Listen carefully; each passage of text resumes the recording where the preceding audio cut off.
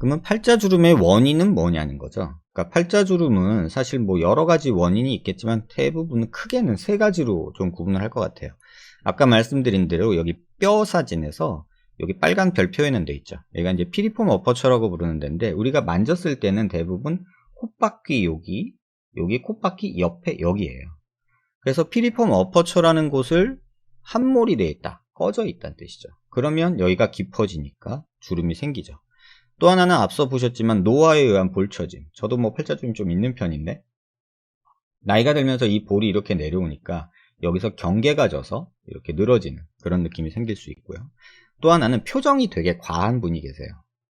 웃을 때 이렇게 웃는 분들 있죠. 웃을 때 이렇게 입 위로 이렇게 웃는 분들이 있고 그냥 이렇게 웃는 분들이 있어요. 옆으로 웃는 분들, 입꼬리를 위로 많이 올리는 분들. 그럴 때 과다한 표정 주름을 많이 쓰시는 분들은 표정이 되게 과해요. 그러니까 막 입도 크고 막 확 웃는 분들 있죠. 그런 분들은 아무래도 팔자주름이 조금 더 생긴다고 보시는 게 맞을 것 같아요. 근데 우리가 수술로 교정할 수 있는 거는 1번하고 2번 뿐이에요. 그러니까 뭐 여기 뼈가 꺼져 있어서 여기를 돋아주는 거. 그게 이제 귀족 수술이고요. 그 다음에 볼이 쳐져 가지고 뭐 땡기고 이러는 게 이제 그 리프팅이니 이런 수술이죠. 그래서 표정주름을 쓰는 것도 일부 보톡스를 맞아서 조금 표정을 안 쓰게 할 수는 있는데 그러면 20, 30년 살아온 내 표정이 굉장히 어색한 느낌으로 돼요. 그래서 교정 대상은 대부분 한 1, 2번이라고 생각을 하고 팔자주름 때문에 피부에 보톡스를 맞는다. 이거는 조금은 위험할 수 있어요. 왜냐하면 그 표정이 굉장히 어색할 수가 있기 때문에요. 그 다음에 팔자주름의 치료 방법은 크게 뭐 여러 가지로 나눌 수 있지만 뭐 원인에 따라서 보면 앞서 말씀드린 대로 여기 뼈가 꺼졌다. 그러면 뼈가 꺼졌으니까 뭔가를 채워서 올려주면 되지 않느냐. 그래서 간단한 시술로는 뭐 지방이식이나 필러 주사가 있을 수 있고요. 그 다음에 수술로는 귀족 수술이나 이렇게 진피지방 이식 이런 것들이 이제 할 수 있는 내용이 되겠죠. 그 다음에 볼처짐은 사실 뭐 이렇게 늘어지니까 볼이 이렇게 늘어지잖아요. 그럼 여기서 걸리고 여기서 걸려요. 그래서 그런 시술을 하는 방법은 뭐 실리프팅으로 이렇게 당겨주는 방법, 그 다음에 전총적인 안면거상에서 이렇게 귀 밑으로 해서 쫙 잘라가지고 이렇게 당기는 그런 수술 방법이 이제 있을 수 있겠죠. 근데 여기서 이제 뼈의 함몰 때문에 이제 여기다 뭔가를 하는 거, 그거를 할 때 이제 지방이식 필러, 뭐 귀족 수술, 진피지방이식 이런 것들이 이제 있는데 처진 볼살은 해결이 안 되죠. 그러니까 이 볼살이 늘어져서 해결한 거는 늘어져서 생긴 팔자주름은 사실 여기다 뭘 넣는다고 해서 해결이 되지는 않아요. 그 다음에 여기에 뭔가 이 꺼진 거를 해결하기 위해서 굉장히 많이 뭔가를 넣으면 굉장히 어색해져요. 첫 번째는 원숭이 같은 느낌이 들고요. 또 하나는 이렇게 움직이는 구조이기 때문에 윗입술 위쪽이 되게 예민하거든요. 그러니까 입 주변이 되게 예민하다고 보시면 돼요. 근데 여기 뭐가 있어요. 근데 입은 움직이고 보형물은 그 자리에 가만히 있어요. 그럼 뭔가 걸리는 느낌 때문에 이물감을 많이 느끼게 되고 또는 또 이렇게 웃는 분들이 있어요. 이렇게. 그러면은 여기 피부가 얇아지면서 보형물 경계가 나타나기도 해요. 또 하나는 팔자주름. 앞서 말한 대로 팔자주름은 여기랑 입가주름이 이제 연결된다고 그랬는데 보형물은 여기다만 넣기 때문에 여기는 해결이 되지 않는 거죠. 그러니까 입가주름은 팔자 수술, 귀족 수술로 해결이 안 된다는 그런 단점이 있는 거죠.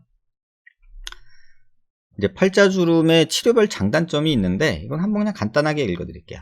필러 주사는 간편하죠. 쉽고 빠르고 간편하고 붓기도 적고 다만 흡수되고 이동하고 이런 문제 때문에 주기적인 시술이 필요하다는 단점이 있고 지방이식은 필러보다 대용량을 넣을 수가 있어요.